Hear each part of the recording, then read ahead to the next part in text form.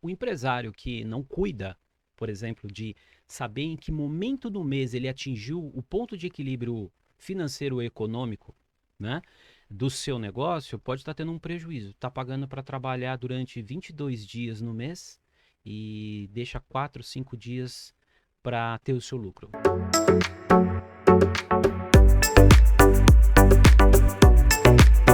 Fala família Max Crio, família da construção a seco do Brasil. Eu sou Anderson Nunes, vou apresentar para vocês o Max Cash, o podcast da Max Crio. Hoje, dando andamento o que nós prometemos no Instagram, vamos começar uma série de entrevistas para focar em lojistas, né, em ajudar você a administrar sua loja. Então, hoje vamos falar com o Fabrício da Líder, um cara top nesse conhecimento de administração financeira e contabilidade. Fabrício, cara, muito bem-vindo. Obrigado. Obrigado por ter aceitado aqui. Imagina, é um prazer, uma felicidade enorme aí estar participando dessa família, né? E ter visto essa empresa crescer desde o início, são anos e anos aí. Fico muito feliz por vocês. Obrigado, cara, obrigado. Fala pra gente hoje, então, quem que é o Fabrício, né? Primeiro, quem que é o Fabrício, que formação você tem? Bacana. Bom, eu sou contador, né? Tenho também administração de empresa, fiz direito, mas infelizmente na área do direito eu precisei parar, porque precisei dar atenção para o escritório. Foi bem assim na época que o escritório de contabilidade começou a caminhar, começou a engrenar, e aí eu precisei parar. Minha especialidade seria na área tributária, que eu amo até hoje, né? Então, mas a contabilidade sempre me aproximou a isso. Então, é algo que não foge, né? O escritório hoje já tem 2007, então são muitos anos aí pela frente, né? E dedicação, nossa expertise lá é prestação de serviço e comércio, atendemos todo tipo de segmento, esse segmento de gesseiro, instalador, construção civil em geral, a parte de comércio também que não tem tanto mistério, né? E empresas em quase todos os segmentos. A gente começou agora também com o segmento de farmácia de manipulação, e aí a equipe está crescendo, a empresa está prosperando, todo mundo junto aí. Legal. Como que é o nome da sua empresa? É Líder Gestão Contábil. Beleza. Pessoal, se vocês quiserem depois uma assessoria com o Fabrício, o contato tá aqui embaixo. Podem entrar em contato lá com ele para ele poder dar essa assessoria para vocês, tá bom? Ele é especialista nessa parte de administração e contabilidade de lojas, tá bom? Beleza. Vamos lá então, Fabrício. Eu queria responder primeiro uma dúvida que todo mundo pergunta. Foi a pergunta que a gente mais recebeu no Instagram quando a gente abriu uma caixinha de pergunta lá. Como separar a conta, né, da pessoa jurídica da pessoa física? Que é muito importante. Isso é importantíssimo. É assim, a partir do momento que o empresário ele tem a necessidade, ele precisa também ter a consciência de começar a separar o que é pessoa física e a pessoa jurídica. Então, no momento em que ele está ali de uma forma autônoma, ou até mesmo como MEI, está iniciando as atividades, que ele está fazendo aqueles pequenos trabalhos. Então, estou falando ali daquele instalador, ou do gesseiro, até daquele pequeno comerciante, que ele está no início da sua carreira. No momento em que ele entende que ele tem que se tornar gente grande, que ele sai de uma condição de MEI e aí ele vai para uma condição de microempresário ou o empresário individual, ele precisa desassociar, ele precisa abrir já uma conta corrente. Eu diria que, mesmo sendo MEI, o ideal é ter a sua conta corrente. Conta corrente jurídica. Jurídica porque o que é despesa pessoa física é pessoa física, o que é jurídica é jurídica. Senão você mistura, e isso no mundo jurídico pode atrapalhar não só a empresa, quanto também a pessoa física. Então, o ideal sim, abre a conta corrente da jurídica, todas as despesas, todas as receitas, jurídica. Sobrou dinheiro, precisa de dinheiro para pagar a despesa da pessoa física, transfere da jurídica para a física. E da pessoa física você faz os seus pagamentos, cartão de crédito, despesas de casa e etc e tal. Uma condição também muito importante é não usar o cartão de débito da empresa para ficar pagando pequenas despesas, principalmente despesas pessoais. De novo, desassociar. Despesa pessoal, conta corrente pessoa física, pessoa jurídica. O ideal é fazer isso 100% e isso se tornar uma regra que ele vai treinar isso todo dia. Isso. Mesmo que ele tenha que ter 2 cartões na carteira, né? Um cartão de débito da empresa e um da pessoa física. É bom ele treinar, mesmo que seja para comprar um pastel. ele Sim. usar o cartão dele, tentar não misturar 100%. Exatamente. A questão de cartões, por exemplo, até para a segurança do próprio empresário, né? Você está na rua. Você está com um cartão de débito da empresa, imagina com essa situação de Pix. Então não anda com o cartão da empresa. No máximo que você pode andar é um cartão de crédito da empresa, tá? Tá. Porque aí você pode até, de repente, usar a desculpa que você é funcionário e o cartão de crédito é o cartão de crédito da empresa que é utilizado para despesas. O cartão de débito é muito perigoso, o cartão de débito da empresa está no bolso do empresário. Porque Deus o livre, acontece alguma coisa, o ladrão ele vai ter acesso fácil à conta corrente jurídica. Então ele anda com o seu cartão de banco, pessoa física, cartão de crédito, no máximo ali um cartão de crédito da pessoa jurídica. Agora, para quem está começando, às vezes é difícil. Então, claro, se tiver que andar, muito cuidado. Agora, na hora de gastar, eu vou no meu distribuidor ou eu vou comprar um material. Você vai pagar com cartão de débito ou crédito da pessoa jurídica. Eu vou parar para almoçar, eu vou de repente fazer alguma coisa em relação à pessoa física, cartão de crédito ou débito da pessoa física. Desassociar tudo que você paga com o cartão de débito ou crédito da empresa, nota fiscal. E não adianta aquele cupom, papel papel de pão. Tem que ser cupom fiscal emitido por uma emissora de cupom fiscal SAT, para ter validade. Então, almoçou, é despesa que você estava a serviço da empresa? É despesa da empresa. Combustível que colocou no carro, o carro é meu, não é da empresa, tudo bem, mas é uma despesa que você está fazendo naquele momento da empresa. Pega a nota fiscal. Parou para comprar um equipamento, para comprar uma mercadoria, nota fiscal. Dependendo o valor ou o que você compra e onde você compra, pode ser um cupom fiscal. Tá? Agora, dependendo da quantidade para o que você vai utilizar aquilo, o DANF, que é a nota fiscal maior. Agora, a pessoa física fica a teu critério, se você vai pedir nota fiscal ou não. Fato é que, assim, o certo é pedir nota fiscal para tudo, né? Tá. Mas aí pessoa física é uma coisa mais livre. Sim, você citou lá no começo sobre o MEI.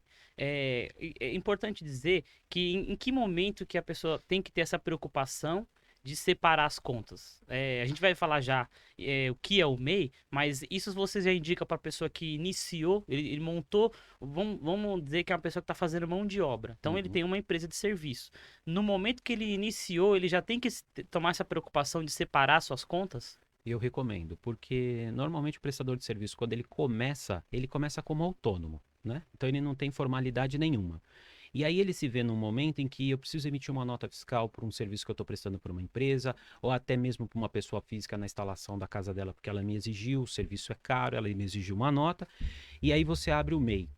Eu recomendo. Abrir o MEI, abre a conta corrente pessoa jurídica. Hoje, são muitos os bancos digitais que te permitem fazer a abertura de uma conta corrente fácil, inclusive sem custo. Então, no momento que você constituir um CNPJ, desassocia da pessoa física. CPF Tá. para um lado, CNPJ para o outro. Conta corrente para os dois. Importante então dizer para as pessoas o que é o MEI.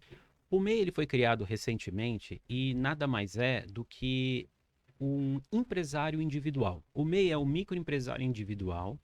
Ele foi criado num conceito que abrange também a questão tributária, tá? Então, assim, o governo há um tempo atrás entendeu ser necessário criar uma espécie de empresa, uma natureza jurídica de empresa, para que aqueles autônomos que estavam 100% informal, né, que emitiam um RPA ou nem tinham um RPA ou nem faziam nenhum tipo de cadastro no município para prestação de serviço, ou que não emitia nenhum tipo de nota fiscal para circulação de mercadoria, não contribuíam para o INSS ou pagavam o mínimo de imposto municipal ou estadual, o fisco entendeu que seria necessário criar um tipo de empresa, vamos chamar assim. E eles criaram o MEI, o microempresário individual. Junto do MEI, eles idealizaram o CIMEI, que é o tipo de simples nacional para quem é do MEI.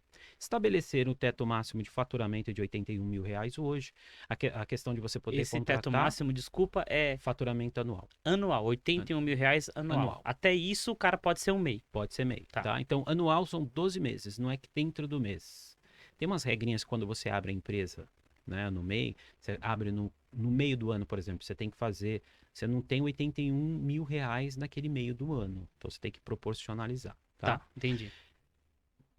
Com essa formalização do MEI, o que o governo conseguiu fazer? Ele conseguiu, por exemplo, tirar muita gente da informalidade e com o valor fixo da contribuição que você faz para o MEI, que são os impostos, ali, na grande maioria, é o INSS que você paga e paga pequenos valores. Se você é um comerciante, você paga uma parcela pequena de ICMS. Se você é um prestador de serviço, você paga um valor pequeno, que é uma parcela de ISS. Se você for os dois, comércio, a mesma coisa. Então você paga lá um X mensal todo mês, você contribui para a questão de previdência privada, para a sua própria aposentadoria, isso te dá um seguro em relação a acidente de trabalho, doença, quando você é do MEI, e você passa a ter uma certa, digamos assim, não é nem digamos, é uma formalidade. Você constitui uma empresa, você tem um CNPJ, você pode emitir nota fiscal de venda ou de serviço. Então isso tira essas pessoas, né, dessa informalidade que existia, o camelô, que não emitia uma nota, um pequeno prestador de serviço que fazia os seus trabalhos, um pedreiro, um gesseiro, etc. Então você passa a ser uma empresa. Entendi. Então é a chance que a pessoa tem de já ter um CNPJ e Uhum. com um valor que ele tem que pagar mais baixo de Isso. contribuição, né? Isso. Então, assim, vamos dizer, o cara, qual é o limite que a pessoa, para ter um MEI? Fora o valor, mas assim, ele pode ter funcionários no MEI? Como que funciona? Hoje, até um funcionário registrado. Tá. Tá? Passado de um funcionário, aí você tem que fazer uma transformação, você se desclassifica do MEI. Mas aí você tem esse limite do faturamento, até um funcionário registrado, e você, assim, goza, vamos chamar assim, de todos os direitos que uma empresa teria. Algumas questões mais técnicas, jurídicas, em relação à personalidade jurídica da empresa do MEI, de uma limitada, a gente pode falar mais para frente. Mas é o primeiro passo que você precisa tomar, é essa formalização. E é legal pelo seguinte, quando você é MEI e você dá uma nota fiscal de serviço, você documenta o serviço que você prestou. Você pode dar uma garantia, você pode fixar um contrato com quem está te contratando. Você pode emitir uma nota fiscal e dar garantia daquela nota fiscal do produto que você está vendendo. Você pode comprar no CNPJ da sua empresa. Você começa a desassociar a sua pessoa física da jurídica. Então você começa a construir no CNPJ da empresa, vamos dizer assim, a identidade econômica da empresa. Você começa a dar vida para aquela empresa. Então, por que é legal você desde o início então ter uma conta corrente pessoa jurídica? Porque daqui a um ano o banco ele tem como te oferecer um crédito, você tem como mostrar o faturamento. Então, isso é bem legal. É importante e a chance de você ter um CNPJ, quando você pegar uma empresa que te exige emitir uma nota para fazer um serviço, você já tem lá. O Exatamente. CNPJ pode emitir uma nota e tá pagando Isso, pouco, né, por isso. mês. E a abertura da MEI, como que funciona? Hoje a abertura da MEI ela é tranquila. As próprias, o próprio governo criou um canal de comunicação para isso, que é o site do gov.br. Ali você entra, faz o seu cadastro sozinho, tem uma lista de atividades permitidas, né? Então você vai entrar, vai fazer um acesso, vai fazer um cadastro. Nesse cadastro você se identifica. A partir daquele cadastro você tem lá que eles chamam de uma plataforma que você faz a constituição do MEI. Você entra no hall de lista, escolhe as atividades, endereço e etc. Você faz a abertura do MEI em 15, 20 minutos, preenchendo as informações. Ali você já obtém o seu CNPJ e depois tem algumas obrigações assim. Inscrição municipal para quem vai prestar serviço, inscrição estadual se já houve ali no cadastro questão de comércio e algumas questões um pouco mais, vamos dizer assim, operacionais. Por exemplo, nota fiscal de serviço. Você tem que ir na Prefeitura de São Paulo, não é ir fisicamente, mas assim, você tem que fazer todo o trabalho para você obter o acesso à nota fiscal de serviço. E aí você também tem que ter lá um certificado digital para quem for emitir nota fiscal de venda. Então são questões operacionais ali que do dia a dia você faz. Tá. Qual é os tipos de empresas que nós temos? Anderson, nós temos aqui basicamente, são 3 tipos, tá? A gente tem o MEI, tem o empresário individual e tem a limitada, que também pode ser limitada unipessoal, uma limitada de um sócio só. Os 3 tipos são empresas com CNPJ. E as 3 modalidades de empresa podem utilizar, no caso do MEI, o CIMEI, que é um Simples Nacional mais simplificado, um valor fixo. No empresário individual e na limitada, você usa o regime tributário inicial, dependendo da atividade, o Simples Nacional, tá? Que é uma carga tributária menor em que o imposto ele é pago sobre o faturamento da empresa. Então é um percentual de acordo com o faturamento mensal, e aí você aplica uma alíquota e você chega no resultado final.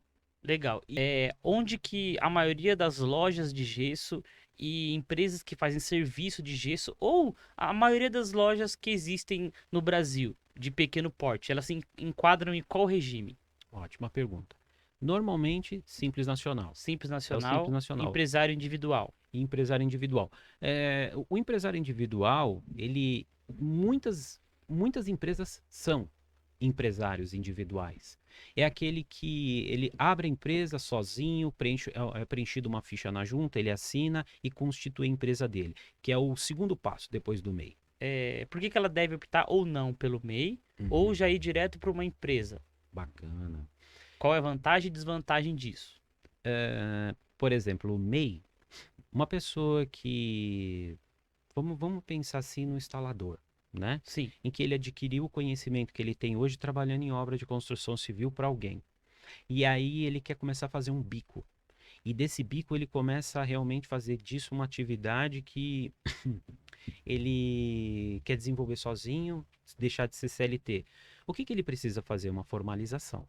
Sim. Então, para ele não assumir, vamos dizer assim, algo muito grande, ele pode constituir a sua própria empresa sozinha, que é o MEI. Ele não precisa de contador, ele não precisa de ninguém para fazer a abertura, ele mesmo consegue fazer a abertura e todos os procedimentos.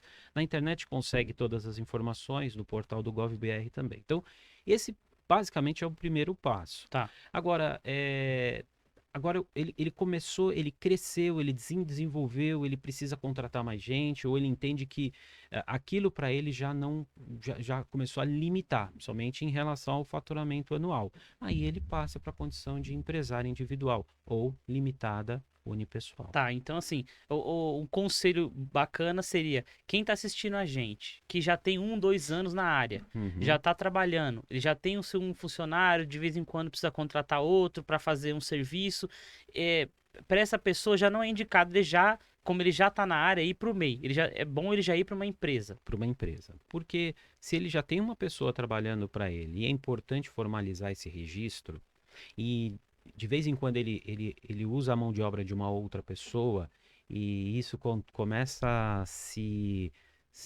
repetir muitas e muitas vezes, o ideal sim, abre uma empresa individual ou a limitada unipessoal, faz o registro desses funcionários, o custo é baixíssimo, na verdade é só o FGTS, porque de certa forma os outros custos estão embutidos ali no recolhimento do Simples Nacional. Tem condições interessantes ali que aí sim tem que constar o contador, fazer conta para entender o custo que você recolhe, mas o ideal é, se você já tem um portezinho um pouco maior, você já abriu uma empresa já pensando no crescimento dela. Tá, e se você dá esse suporte para alguém que quiser entrar em contato com você e já te explicar qual o trabalho dele, o que ele faz, qual o plano para o futuro, você já tem esse aconselhamento de qual tipo de empresa ele deveria abrir.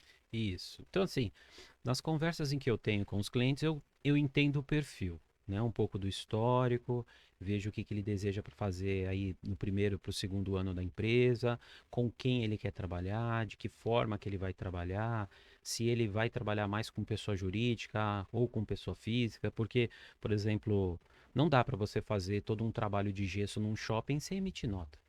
A administradora do shopping não vai permitir. Mas você pode fazer alguns trabalhos residenciais que você não vai precisar emitir nota fiscal para a pessoa física, Tá. né? Proprietário da residência. Porque ele é uma pessoa física, o MEI nem sempre necessita de emitir a nota fiscal. Agora, dependendo do porte, e aí já vou dando toda essa orientação, vamos começar como MEI? Não, vamos começar já como limitada, Simples Nacional, vamos fazendo esse registro, já faz todo um planejamento tributário para ele entender o custo que ele vai ter aí, pelo menos pelos próximos 6 a 12 meses, a gente faz todo esse trabalho. Legal. Aí, vamos dizer assim, a empresa então agora está constituída da pessoa. Vamos tentar falar os cuidados que essa empresa que agora está constituída tem que tomar cuidado. Primeiro vamos falar sobre o faturamento direto, que é importante. Bacana. Primeiro explica para as pessoas que estão assistindo o que é o faturamento direto, né? E qual é a vantagem ou desvantagem depois de usar esse tipo de faturamento. Ok. Quando o seu cliente final pede para que os fornecedores faturem diretamente para ele, ao meu ver, isso é bom. Por quê? O que que acaba acontecendo? O fornecedor, quando você. É lógico que tem todo um trabalho para ser feito aí, tem que ter um pensamento também para isso. Mas quando você negocia com o fornecedor e pede para ele faturar direto para o cliente final, a nota, a mercadoria chega na obra direto. O fornecedor, o cliente final se responsabiliza pelo pagamento do fornecedor. Inclusive recebe a garantia que precisa receber do material e etc. Então, isso daí é bacana porque o prestador de serviço ele não assume uma responsabilidade, por exemplo, de receber a sua nota fiscal, receber a mercadoria e ainda ter que emitir uma nota fiscal de transporte até o local ou uma nota fiscal de revenda para o cliente dele. Ainda mais se ele não vai ter, vamos, ganho em cima disso. Ah, mas eu gostaria de ter um ganho, sim, em cima do material que eu compro. Tudo bem. O que você pode negociar é diretamente com o fornecedor final. Você entendeu? Com o distribuidor. Olha, você vai entregar lá para o Fabrício, mas eu gostaria de receber uma comissão. Aí você trata direto com o fornecedor. E se houver a necessidade de você ter que emitir uma nota fiscal para o fornecedor a título de comissionamento, ok. Você entendeu? Ou um desconto em cima de alguma mercadoria que você esteja precisando. Então, é, faturar direto para o cliente final, às vezes e sempre, pode minimizar o seu custo com a obra. Sim, Tá? só para explicar para vocês, assim, com um exemplo, o que que seria isso, vamos dizer que você pegou uma obra muito grande de uma construtora e você vai usar 1.000 baldes da Max Crio lá. E você vai dar a sua nota de serviço para essa construtora, então seu serviço ficou em X reais, você vai cobrar dessa construtora a mão de obra. E o material, você vai pedir para a Max Crio entregar direto para essa construtora e ela vai pagar o material para a Max Crio. Isso faz com que só uma nota seja emitida, a nota de material. Você não tem que comprar e depois emitir nota de novo. Então isso diminui os seus custos. Dependendo da sua estratégia, isso é uma coisa muito boa, né, Isso Fabrício? mesmo, isso mesmo. Porque é complicado para um prestador de serviço pequeno emitir uma nota fiscal de venda. Uma nota fiscal de venda, diferente da de serviço, que é, por exemplo, no município de São Paulo, você entra no portal e emite em poucos minutos. Uma nota fiscal de venda, se você não tiver se você não tiver um software, você já não consegue. Softwares gratuitos nem sempre têm suporte. O empresário que não está acostumado a ficar emitindo nota fiscal de venda se atrapalha com esse tipo de emissão. Então, existem hoje alguns softwares gratuitos que ainda têm algumas informações ali, mas mesmo assim é complicado. Então, desta maneira, você entregando a mercadoria direto, minimiza um pouco do operacional do pequeno empresário. Sim. Vamos para os outros cuidados que são importantes. Agora, um cuidado mais operacional. Uhum. Uma loja de gesso, né, drywall, e qualquer loja também de segmento que tenha funcionários. Bacana. Quais os cuidados que a pessoa tem que ter para se resguardar ali com seus funcionários e também para o bem-estar deles? Por exemplo, numa loja, você tem que entregar bota, numa loja de gesso, né? Uhum. Você tem que entregar bota, luva para ele. O Uhum. que que o empregador ele precisa fazer para se resguardar com isso? Porque isso é uma obrigação que ele tem que ter, né, com o funcionário. Sim. Como que ele se resguarda com isso? Você está falando dos EPIs, Isso. tá? Os EPIs por segurança. Existem atividades, existem segmentos que existe a obrigatoriedade de entrega dos EPIs para a segurança de quem manuseia determinados materiais, equipamentos, enfim. Então, assim, digamos, ou o prestador de serviço ou o comerciante que se vê nessa necessidade, aí ele tem que consultar a empresa de medicina e segurança do trabalho, a LTCAT, para verificar essas questões técnicas do que ele tem que entregar, verificou que precisa entregar bota, luva, óculos, máscara, qualquer item de segurança, tem que verificar a periodicidade. Olha, eu tenho que entregar a cada 30 dias, a cada 3 meses. Entregou, protocolar. Relacionar, entregou o óculos na data tal, entregou a Um bota. protocolo é um recibo que É você um está falando, recibo. para o funcionário assinar. Desculpa, gente. É um recibo dizendo o que que foi entregue, quando que foi entregue e aquilo tem que ter uma periodicidade. Esse documento ele precisa ser guardado, tá? No prontuário do funcionário, porque se amanhã ou depois houver algum acidente, alguma fiscalização, alguma reclamação trabalhista, você tem que provar, olha, eu entreguei, está aqui toda a documentação, porque sem isso a empresa fica muito sensível a qualquer tipo de ação. Tá. tá? Uma coisa que acontece também nas lojas de gesso, digamos, é porque lá existem funcionários que fazem moldura, né? Certo. Então ele fica lá fazendo moldura, ele termina até tarde e muitos podem dormir na loja, né? Nessa loja, Uhum, nessa distribuidora. tá, Que cuidado a pessoa tem que ter se ela tem um funcionário que não é denominado um segurança, mas que durma dentro da empresa? tá. É uma questão bem delicada, porque quando você permite, quando o empresário permite que alguém durma dentro da empresa, é igual quando você coloca o carro, por exemplo, no estacionamento de um shopping ou mercado. Então, se alguém bater no carro, não tiver filmagem, alguma coisa assim, corre o risco do shopping ou mercado ter que indenizar.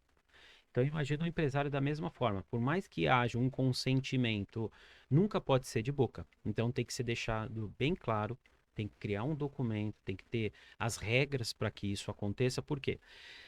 A partir do momento que o empregado ele está ali, ele não está prestando serviço. Ele está ali por uma questão de, vamos chamar, de acomodação. Ele não quer ir embora para casa à tarde, para voltar muito cedo. Então ele prefere dormir ali.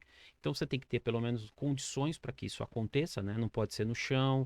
Então tem que ter todo esse cuidado. Aí tem a questão, por exemplo, circulação do funcionário dentro da empresa. Pode. Em quais áreas ele vai poder circular ou não vai poder circular, né? Então, determinar, olha, não será hora extra. Claro, sempre procura um advogado, procura o contador, porque essa não é uma prática habitual, tá? Mas existem segmentos que acabam ocorrendo isso. Então, precisa ficar muito bem determinado para não ter problema para nenhuma das partes. Tá bom. Tá dentro da lei a empresa, ela colocar algumas regras dentro da empresa dela, por exemplo, ela coloca que é proibido usar celular dentro da empresa. O uso do celular. O celular tem que ser uma coisa muito bem combinada, porque imagina um profissional que precisa estar atento numa máquina e ele não pode se distrair e tá com o celular ali, não pode. Não pode. Então, assim, é, você proibir que o funcionário fique com o celular no bolso dele, seja para vibrar ou tocar, para atender uma chamada de emergência, você não pode restringir isso. Porque de repente ele está com uma situação na família, ou é uma pessoa que você não pode não permitir esse tipo de coisa. Mas você tem que deixar, aí, via de regra, usar lá o regulamento interno da empresa, deixar muito claro em que momento que ele pode usar esse celular, né? Se ele pode ficar trocando mensagem ou não, você entendeu? Mas assim, na grande maioria das empresas não é permitido. O celular fica na gaveta, né? Pode tocar baixinho ou vibrar, até por uma questão de familiar, que a pessoa precisa receber algum tipo de ligação, mas nada de ficar trocando na mensagem. Tá. Uma outra coisa importante também que perguntaram pra gente, como que funciona o desconto caso o funcionário faça alguma coisa na empresa que ele danifique o patrimônio da empresa. Isso tá dentro da lei? Como que ele trata esse assunto? É um tema bem delicado, porque assim, o empresário ele assume o risco de prejuízos. Quando ele abre a empresa, ele já assumiu o risco do prejuízo. Então ele sabe que ele pode, por exemplo, um equipamento pode quebrar por mau uso ou negligência, né? Agora, é claro que se você constatar que foi um funcionário negligente, que não está cuidando do equipamento, você pode vir a descontar dele sim. Só que assim, de novo, política na empresa. Tem que ter um regulamento, tem que deixar bem claro, principalmente para aquele funcionário que trabalha com algum maquinário e que o maquinário é sensível, por exemplo. Então ele tem que ter o treinamento, tem que deixar muito bem claro para ele o que pode, o que não pode, porque se ele quebrar por uma displicência, vamos chamar assim, né? Então ele pode ser sim penalizado. Só que, de novo, questão trabalhista. A justiça trabalhista, em alguns pontos, ela entende que não, você não pode descontar, porque aquilo é um prejuízo. A empresa tem que saber lidar com esse prejuízo, tem que mensurar isso de alguma maneira. Mas visto que, por exemplo, se você tem um motorista, ele é ciente de que ele não pode, por exemplo, ultrapassar um limite de velocidade, estacionar em locais errados ou cometer alguma. Passar no farol vermelho. Ele vai ser penalizado e não vai transferir isso para a empresa. Ele vai pagar multa, ele vai ter aquela sanção dos pontos. Então, você vê como a questão é sensível. Sim, Então, isso é um tema importante. As lojas entregam mercadorias. Ela uhum, tem motoristas que entregam a mercadoria. Se o motorista tomar uma multa, essa multa é transferível para a empresa ou o motorista arca com isso? Se você tem um único motorista e um único veículo, fica mais fácil de controlar, mas mesmo assim é importante ter controle. Por quê? Digamos que você tenha duas pessoas, um veículo, dois veículos, duas pessoas, e precisa deixar documentado quem saiu com aquele veículo aquele dia, no horário que saiu. Existem alguns cuidados que você precisa tomar em relação a quem está dirigindo esse veículo, se realmente ele pode dirigir aquele veículo naquele tamanho, se ele está habilitado para aquilo. Ele tem que assinar, sim, documentos que digam, olha, se eu cometer, por exemplo, um acidente de trânsito, for multado, alguma coisa, eu vou ser penalizado com isso, eu vou pagar a multa, os pontos que ocasionarem vão vir para minha CNH. Então, existem alguns cuidados, alguns documentos para isso, tá? Tá. Então, fora essa questão do motorista, o cuidado que ele tem com a mercadoria. Ele também tem que ter ciência do que ele está levando, com nota fiscal, você entendeu? Com quem ele está do lado no caminhão. Então, tudo isso está Importante. envolvido.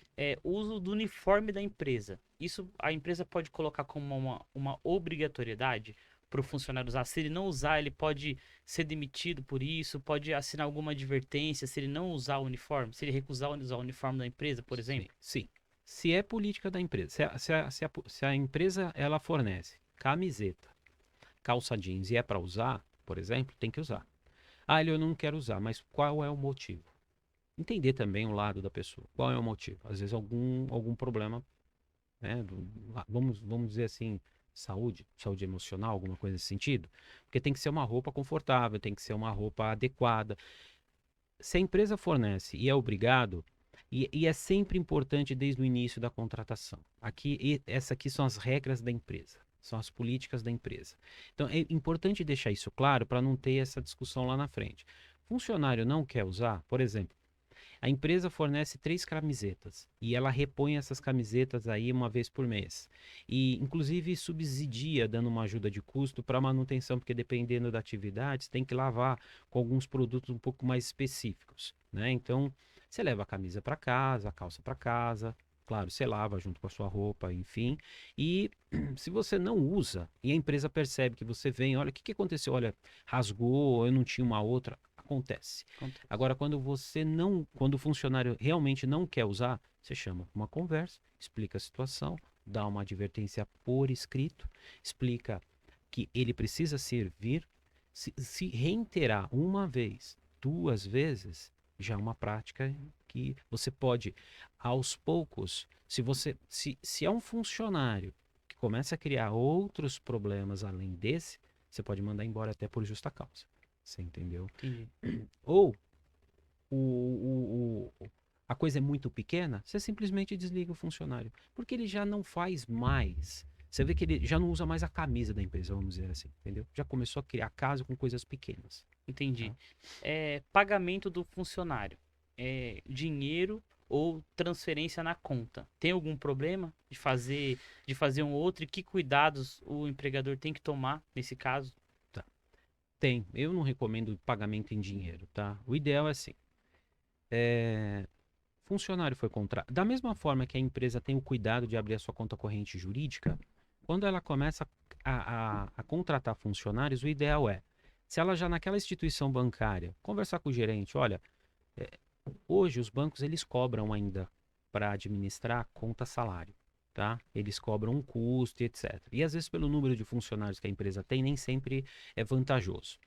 Mas se o funcionário ele já tem uma conta corrente, pessoa física, você vai depositar naquela conta corrente pessoa física dele. É lógico que o ideal seria uma conta salário na agência do banco da empresa para todos os funcionários igual, porque para o financeiro fazer uma transferência e é uma conta específica para recebimento de salário, não tem tarifa, para o funcionário ainda é melhor. Mas tem funcionário que não quer. Ele falou, já tenho conta no banco X, eu não quero abrir no Y. Por mais que eu não pague taxa, etc e tal. Ok. Só que aí ele assume, ele vai estar ciente que a empresa vai fazer o pagamento do salário dele ali, e ali onde ele tem a conta corrente que ele quer manter, é direito dele, ele vai ter as taxas. Na outra ele não teria.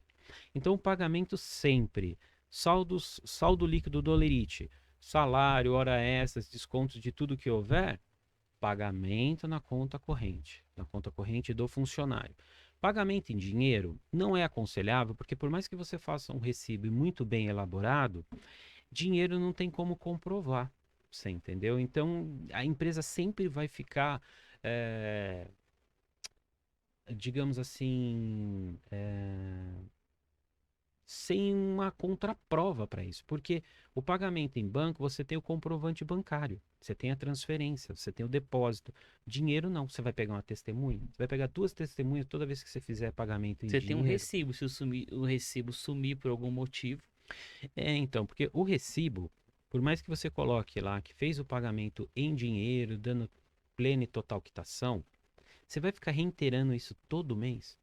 Então, assim, o que que justifica uma pessoa não ter, de repente, uma conta corrente? Olha, eu tenho meu CPF, está negativado.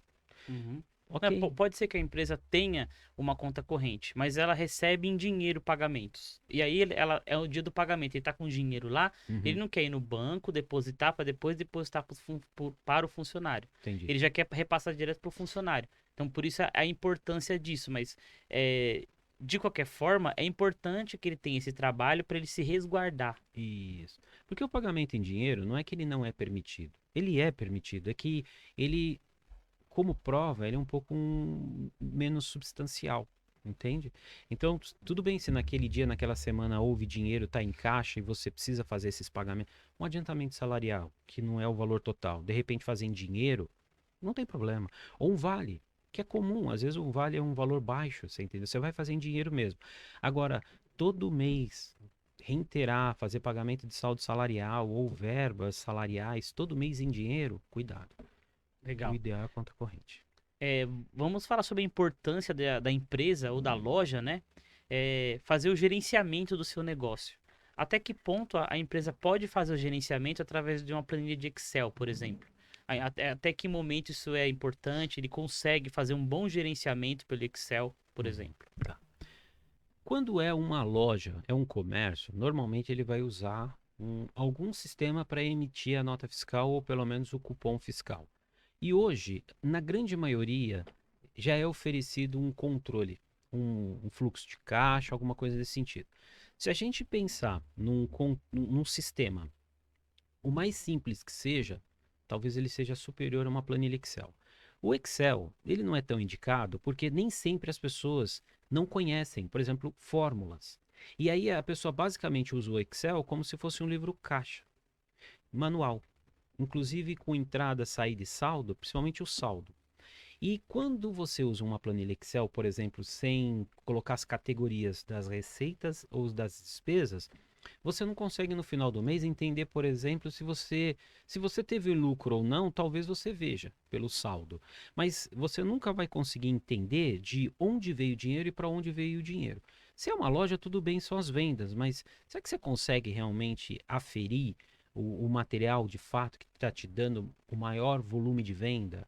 Né? Quais são as despesas principais que você está tendo naquele mês e no decorrer dos outros meses? Por mais que você pegue uma planilha Excel já montada na internet, ou que você mesmo monte, quem sabe montar, às vezes ela não responde todas essas questões. Então, você usar um sistema, por mais que ele seja gratuito, mas que ele permita que você faça esses controles ali, que você faça a classificação das despesas, é o mais sugerido. Tá, então um programa que ele baixa na internet ou que ele usa na internet, que é na nuvem, Uhum. mesmo que seja gratuito, é válido para ele poder administrar a empresa dele, normal. Normal. Muitos sistemas eles estão muito bem preparados. Até por serem gratuitos, eles estão bem preparados, sabe? Então você tem toda a classificação, você tem controle de contas a pagar, contas a receber, estoque, faz emissão nota fiscal de venda, de serviço, faz emissão de boleto, dá relatórios, dá gráficos. Então, assim, mesmo sendo gratuitos, faz tudo isso. O que que é legal do empresário? Quando ele entende que ele precisa ter essa. Ele entende que chegou esse momento dessa maturidade dele, que ele quer usar um sistema, convida o contador.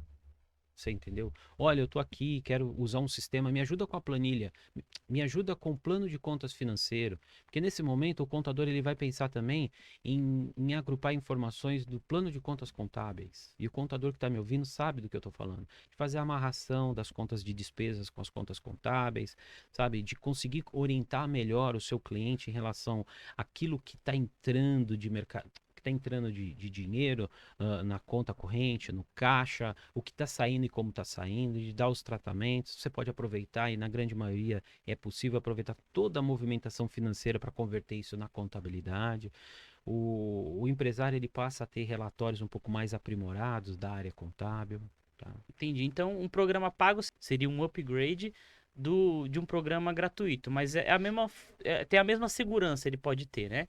Na verdade o que acontece é que assim, muitos programas que são gratuitos já começam com esse trial de gratuito e os pagos ele tem backup, ele emite outros relatórios, ele te dá a possibilidade de emissão de mais notas fiscais ou até mesmo boletos.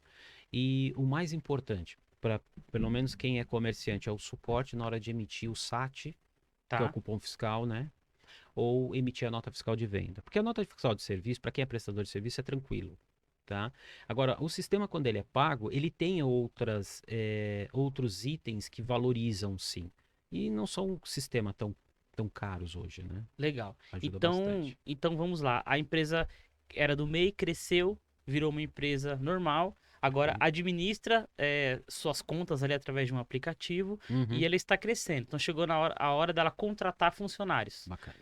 Que cuidados ela deve ter na hora de contratar funcionários novos, de aumentar o seu time? Bacana. Bom, a questão da contratação, né? Existem algumas questões ali que você precisa colocar. Primeiro, ver o perfil da empresa, enxergar o perfil do funcionário, trazer as pessoas certas para a tua empresa. Então, tudo isso ligado à área de RH, talvez eu não consiga contribuir agora, tá? Mas vamos pensar na parte processual, que é o departamento pessoal, documentação, né? Então, assim, de novo, o contador ele sempre sugere, ele orienta o cliente a solicitar toda a documentação e normalmente fazer o preenchimento de uma ficha. Tá? Tá. Para que ele possa subir essas informações no sistema de folha de pagamento e registrar aquele funcionário. Nesse momento, por exemplo, você consegue nesse processo de contratação que você tem como funcionário, já fazer a solicitação de vários documentos, manter esses documentos na empresa, cópia simples desses documentos, ou agora por causa da LGPD, você faz todo o cadastro do funcionário no sistema, tá? Manda para ele, ele assina, digamos assim, autenticando aquelas informações e você mantém aquelas informações. Não precisa nem mais reter documento, cópia desse funcionário na empresa. Entendi. E manter essas informações sempre atualizadas. Então, ele mudou de endereço, ele informa a empresa. Nasceu um filho, ele informa a empresa. O filho que até então era dependente, hoje não é mais para questão de imposto de renda, também informa a empresa. E a empresa também com esse canal de comunicação com o funcionário, Uhum. todo mês, ou fazendo questionamentos que tenham necessidade, né? Ou solicitando para os funcionários informações que elas precisam para fazer essa manutenção. Uma pergunta importante. Pode contratar o funcionário e esperar 30 dias para ver se o funcionário vai se adequar à empresa para depois registrar ele? Como é que funciona isso? Esse Ok. período de experiência que as pessoas falavam, como que trata ele legalmente? O ideal. O ideal é você registrar ele no dia em que ele iniciou, tá? Então, o funcionário chegou para uma entrevista, passou pelo processo seletivo, chegou na entrevista e vai começar a trabalhar na segunda-feira, você solicita toda a documentação para ele, faz o registro, olha, a partir do dia X você vai começar aqui a segunda-feira, a partir daquele dia ele já está registrado em carteira. Tá. Hoje nós temos algumas regras que já mudaram muito. O e-social, por exemplo, se você deixar de fazer o registro na data correta, você já paga a multa. Mas não existe um período de experiência, então, como falavam antes? Isso não existe agora. É a Hum, mesma coisa. Não. Na verdade, assim, o período de experiência são 3 meses, Tá. 90 dias. Só que o período de experiência precisa constar em carteira de trabalho. E o que que acontece nesse período, então? Qual é a diferença para esse chamado de experiência? Se você Ok. mandar a pessoa embora antes dos 3 meses, o que que acontece? Qual a diferença de mandar depois ou antes dos 3 meses? Tá. Quando você está em processo de experiência, dentro dos 90 dias, se o empregado ou a empresa entender, olha, não é para mim, você dispensa o empregado e não paga a multa do fundo de garantia. Tá? Mas você paga todos o saldo de salário, você vai pagar proporcional de 13º salário e de férias. A única coisa que a empresa não paga seria a multa do fundo de garantia. A mesma coisa Entendi. o funcionário, ele chega na empresa e fala, não me identifiquei, não gostei, então eu só vou continuar até o final do nosso contrato de experiência. Ou o primeiro prazo ou o segundo prazo, a partir dali cada um vai para o seu lado e não há... Quando a empresa, quando o funcionário está dentro do prazo de experiência e a empresa viu lá, normalmente o prazo de experiência ele é dividido em dois períodos de 45 dias. Se a empresa entendeu que nos primeiros 45 dias ele está bem, e nos próximos 45 dias a empresa tem uma política de agora vamos dar uma forçada a mais para ver se ele tem realmente o perfil, vamos cobrar mais, vamos dar mais trabalho, etc. E viu que ele passou de fato desse processo, dos próximos 15 dias ainda, os 45 mais 15 sem chegar nos 90, você vê que é um profissional que vai ficar. Se você vê que não é, quando estiver próximo do período de experiência, você pode, de uma forma ética, falar: olha, a gente está próximo de terminar seu contrato de experiência, mas a gente não vai renovar. É legal porque assim não pega a pessoa de sopetão. De fato, a empresa não precisaria nem comunicar. Por quê? Ele já assinou um contrato com a empresa de experiência por 90 dias que ele está experimentando, estão se experimentando.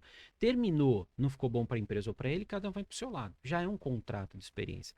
Continuou, não houve comunicação de ambas as partes, contrato de trabalho por prazo indeterminado. Já se torna contrato de trabalho por prazo indeterminado, não precisa fazer nada. Por que é legal avisar caso não queira? Às vezes a pessoa tem família, né? Você Sim, com entendeu? certeza. Às vezes até entender um pouco antes do prazo de experiência, do segundo prazo de experiência, se houver alguma situação pontual que queira colocar para dar continuidade a isso ou não, expor, né? Porque às vezes o funcionário não se tocou, ele está com uma mentalidade diferente, acha que tá, tá, tá bem o prazo de experiência dele, quando na verdade a empresa estava esperando um pouco mais. Quem sabe nesse último período aí de ajuste, firma o contrato por prazo indeterminado. Legal. Qual a idade mínima para contratar um funcionário? Olha, você tem o menor aprendiz, para aquelas questões que não há proibição ou as limitações por conta de ser um menor de idade, né? Mas normalmente é de 16 anos para cima. Então, 16 anos, ele tem que ter um responsável legal para assinar pela contratação, tá? Então, ele não faz, você não tem a contratação Mas sozinho. 16 anos é menor aprendiz. É Entra como menor. menor aprendiz. Qual que é a diferença do menor e do menor aprendiz? O menor aprendiz é quando você tem, por exemplo, uma atividade que não precisa nem de certa forma ser regulamentada, mas é uma atividade na qual a empresa exerce e que aquele menor, por exemplo, que ele estuda num colégio técnico, por exemplo, ou é alguma profissão que tem uma regulamentação, como um engenheiro, um marceneiro, alguma coisa nesse sentido, que ele quer aprender. Então ele está estudando isso numa escola técnica, mas ele precisa desenvolver em algum lugar, é na empresa que ele desenvolve. E é por isso que é tido como menor aprendiz. Existe a legislação do menor aprendiz, as regras, os detalhes que precisam Entendi. ser vistos. Então você não pode contratar esse funcionário para fazer qualquer atividade. Não pode. Tem uma regulamentação ali para ele ser Isso, contratado para se adequar naquela função. exatamente. Até a questão de segurança, né? O tipo de serviço que ele vai fazer, o período de trabalho que ele fica na empresa, ele tem que ter uma pessoa responsável por ele lá dentro. Você não pode colocar uma pessoa que quer aprender, por exemplo, vamos dizer assim, que seja marcenaria e você não tem um responsável para ensiná-lo. Marcenaria tem a questão de corte. Será que ele poderia realmente fazer todas as atividades ali de risco, mexer com alguns maquinários? Então, até que nível que ele poderia estar? Entendi. Agora, o menor, que não é aprendiz, por exemplo, pode trabalhar, não é impeditivo. Então, uma pessoa com 16 anos, por exemplo, ele pode ser contratado, ele vai ser contratado, ter um responsável. Aí ele vai, por exemplo, vai trabalhar numa loja, num balcão de uma loja, por exemplo. O que o empresário ele precisa tomar cuidado? Você está contratando um menor. Ele não tem 18 anos.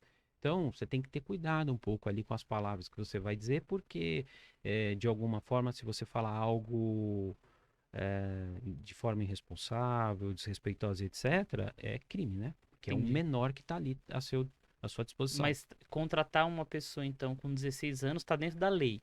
Sim, é Os pais têm que assinar a contratação isso. Então, assim, tem alguns cuidados que você precisa e tomar. algumas atividades que ele possa fazer, não E são todas, não né? são todas, não são todas. É muito comum na área administrativa, né? Os menores aprendizes, ou menor, você entendeu? Trabalhar. Então, sim, tomando os cuidados devidos, você pode. Entendi. E a pessoa tem algum limite para a empresa contratar de idade uma pessoa? Ele pode ser contratado com quantos anos quiser, por exemplo. Olha, eu Não tem entendo, problema. não tem problema algum. Não tem problema algum. Eu entendo que a partir dos 16 anos ali, se não me engano, aí eu não posso afirmar. É dos 16 para frente, Uhum. limitação de idade, 60, 80 anos, não há Mesmo se a pessoa estiver aposentada, você pode sem contratar problema ela, algum. não tem problema. Você pode contratar, você registra a carteira, ela passa a voltar a contribuir por INSS, vantagens para ela talvez não tenha, né? Mas é necessário.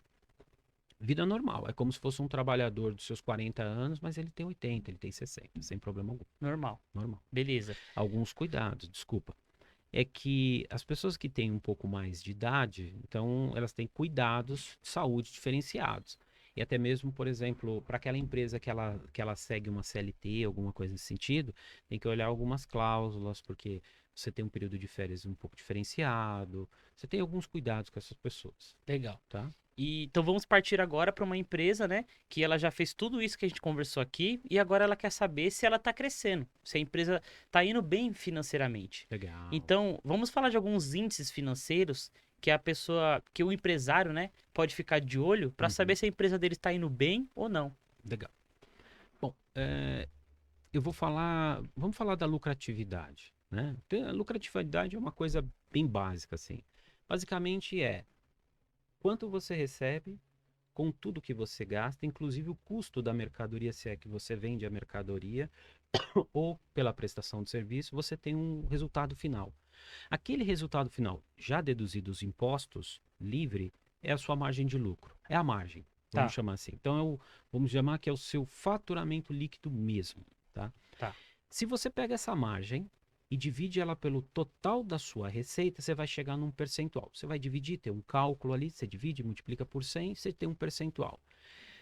Esse percentual, se você conhece o mercado e consegue comparar, por exemplo, o mesmo prestador de serviço do teu segmento, do teu porte, número de funcionários, mesma estrutura, você consegue enxergar um percentual, digamos, de 12%. Por que o outro tem 20%, 8% a mais? O que ele está fazendo?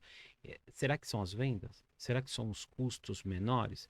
Então, essa questão da lucratividade, você consegue, esse percentual de lucratividade, você consegue. Aí você consegue começar a trabalhar o quê? O meu custo do meu material, ele tá legal? O meu custo da minha mão de obra tá legal? As minhas despesas variáveis disso estão dentro? As minhas despesas fixas, aluguel, água, luz, internet, da estrutura do negócio, ela está adequada, né? Não está tão maior? Porque tem empresa que trabalha enxuto.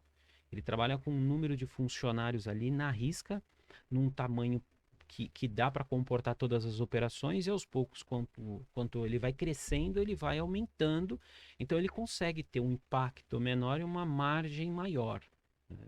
Então isso seria, vamos dizer assim, a margem de lucro dele. Tá. O mais básico, assim, pra gente abaixar um pouquinho, a primeira métrica que a pessoa tinha que ver seria um fluxo de caixa. Se ele fechar o fluxo de caixa no final do mês positivo, já é um sinal que a empresa dele tá sobrevivendo, tá indo bem. certo? Isso. O fluxo de caixa é tudo que você gasta e tudo que você recebe. Se essa conta der positiva, no final do mês você fechou com um fluxo de caixa positivo. Significa que mais entrou na sua empresa do que gastou, certo? Então, Certíssimo. primeira coisa que ele precisa saber é se isso está positivo. Só tem um detalhe nisso. Tem que tomar um cuidado, gente, que é o seguinte, ó.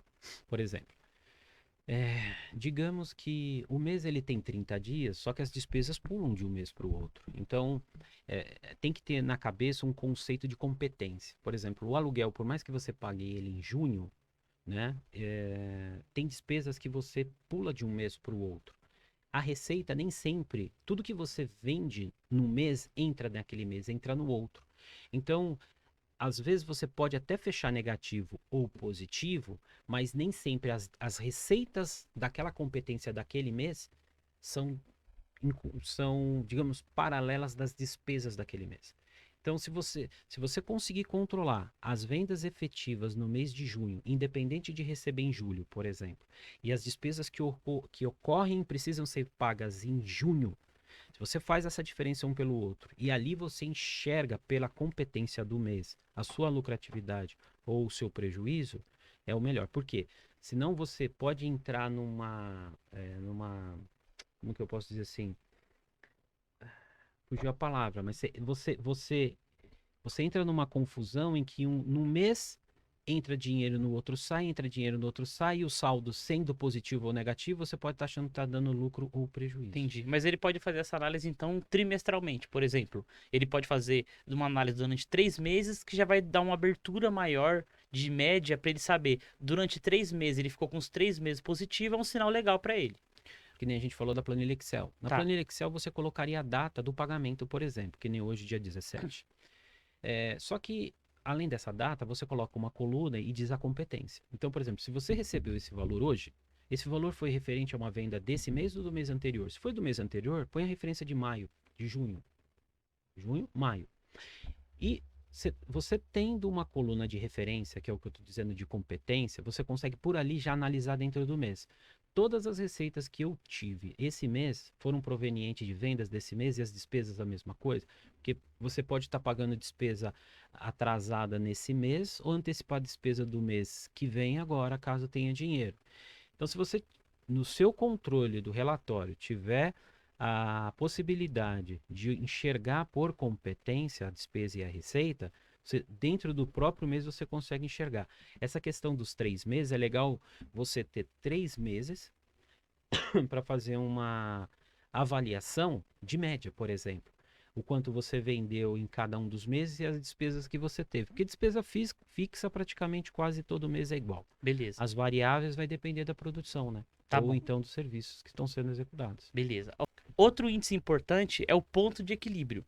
Explica mais ou menos como funciona. Bacana, isso é bem importante, porque o empresário que não cuida, por exemplo, de saber em que momento do mês ele atingiu o ponto de equilíbrio financeiro e econômico, né, do seu negócio, pode estar tendo um prejuízo. Está pagando para trabalhar durante 22 dias no mês e deixa 4, 5 dias para ter o seu lucro. Vou dar um exemplo para você. Então, um negócio que ele abre de segunda a sexta-feira, ou aos sábados, por exemplo, um comércio, tá? Ele não trabalha 30 dias no mês, ele trabalha lá 26 dias. Se for um prestador de serviço que trabalha de segunda a sexta-feira, são 22 dias. Se você demora 20 dias, por exemplo, um prestador de serviço demora 20 dias para atingir um ponto de equilíbrio. Que ponto de equilíbrio é esse? O seu faturamento para pagar as despesas fixas, ou até mesmo custo variável, se você demora 20 dias para isso, seu negócio não está indo bem. Então, assim, o correto é você trabalhar menos para ter mais lucratividade. Como é que você entende isso? Você tem suas despesas, seus custos variáveis, você tem os seus custos fixos. No final do mês, você tem lá a sua receita. Se você da sua receita tira seus custos fixos e variáveis, a sua margem que te sobra, se você tem uma conta, uma regra para fazer, que é simples, se você enxerga que aquele valor que te sobrou pelos dias em que você trabalhou não é o razoável para o teu negócio, você está pagando para trabalhar. Eu vou só para explicar um pouquinho melhor o que é o ponto de equilíbrio, eu vou tentar dar um exemplo. Você me fala se está correto. Ok. Um empresário, ele somou tudo que ele tem que pagar no mês e falou que ele tem que pagar, deu essa conta que ele tem que pagar 100 mil reais no mês. Então, todo o recebimento dele, ele vai anotando lá. Ele conseguiu juntar esses 100 mil de recebimento no dia 20 de trabalho, não é corrido, né? Dias úteis. Dias úteis. Ele conseguiu juntar 100 mil reais no 20º dia de útil de trabalho dele. Significa que se o mês tem 22 dias úteis, ele só tem 2 dias agora para ganhar dinheiro, para ele lucrar. Então, o ponto de equilíbrio dele vai ser o dia 20. Isso é muito ruim. Então, assim, o ideal é que, se ele tem 100 mil para poder pagar naquele mês, o ponto de equilíbrio dele seja o dia 5, o dia 10, seria o máximo. Significa que ele trabalhando 10 dias úteis, ele já pagou as contas e daí para frente é só lucrar, certo? É isso mesmo, perfeito. É isso mesmo. Tá? Então, uma regrinha básica, claro, cada qual aí tem as suas métricas para fazer, mas o ponto de equilíbrio é um cálculo bem simples de fazer isso. Legal. É importante você classificar seus clientes como cliente A, cliente B, cliente C, para você ter o cuidado na hora de conversar com cada um. Qual a importância disso? Isso, muitas empresas fazem, o que é o que eles chamam de curva ABC, né, dos clientes. Então, a curva ABC, você normalmente faz, muitas empresas fazem de acordo com o quanto o cliente gasta na loja ou na contratação de um serviço. E por que que é legal fazer isso? Tem cliente que, por exemplo, consome da tua loja, compra da sua loja todo mês e compras altas. Tem alguns que não. E tem aquele intermediário. Quando você passa a conhecer quem compra bem ou quem não compra bem ou o intermediário, isso possibilita, por exemplo, para o comerciante, ele classificar, identificar esses clientes e, de repente, a partir dali, mandar um brinde, dar um desconto. Por que não dar um desconto para aquele que está assíduo, comprando, pagando à vista? Então, você pode fazer uma curva ABC pelo valor de compra, pela forma de pagamento. Então, tem uma série de possibilidades que você pode trabalhar aí nesses perfis que você pode agregar. Então, você pode lembrar desse teu cliente numa data comemorativa. Você pode, por exemplo, atrair ele para um retorno de uma compra que ele já tenha feito já com maior desconto, né? Lógico, não é esquecer do pequeno, o que compra menos, mas dá atenção de fato para quem merece. Legal. Fabrício, cara, obrigado por ter Obrigado vindo também. aqui. Obrigado, Foi muito uma bom. honra. Foi muito bom ter contado com você aqui. A gente tentou cobrir tudo que é de mais importante, né, na administração de uma empresa. Então, espero que vocês tenham gostado, mas tem mais conteúdo para empresas vindo aí. Fabrício, deixa aí, cara, sua mensagem final. Bom, obrigado a vocês, tá? Precisando, a gente vai sempre estar à disposição e, assim, cuidar do seu negócio, cuidar com carinho, pensar nas finanças, né? Ter atenção com tudo que é feito, com funcionário, com mercadoria. Vocês cuidam muito bem do atendimento do cliente, vocês cuidam muito bem da matéria que vocês, do material, do serviço, mas se cuidar da empresa, cuidar do negócio, cuidar realmente daquilo que faz prosperar a empresa, que são vocês, os empresários. Cara, obrigado. Tá, obrigado demais por você ter participado aqui. Vocês também, eu peço que se inscrevam no canal, porque o conteúdo para vocês está sendo muito legal, feito com muito carinho. Então vamos fazer aquela troca, você adquire conhecimento e se inscreve no canal. É tudo que a gente quer para fazer esse canal crescer e fazer o mundo do drywall ser mais visto em todos os lugares. Então vem comigo, você já sabe, né? Se precisar, pode contar com a Max Crew. Vem comigo, ó. Aqui é top.